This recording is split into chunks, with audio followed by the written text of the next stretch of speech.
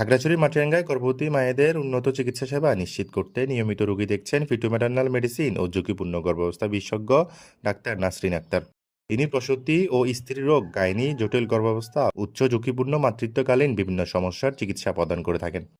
পাশাপাশি গাইনোকোলজি ও obstetrics, ultrasonography এবং ভ্রূণের জন্মগত ত্রুটি নির্ণয়ের বিশেষ দক্ষতা রয়েছে তার। জানা গেছে ডাক্তার নাসরিন আক্তার বর্তমানে তিনি আন্দরকিল্লা জেনারেল হাসপাতালে কর্মরত রয়েছেন।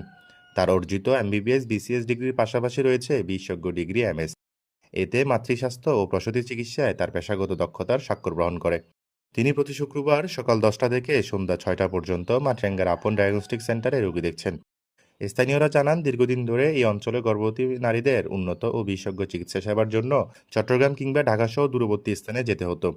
এখন মাটিরাঙ্গাতেই একজন বিশেষজ্ঞ চিকিৎসকের সেবা পাওয়ায় রোগীরা সময়, খরচ ও ভোগান্তি কমিয়ে উপকৃত হচ্ছেন।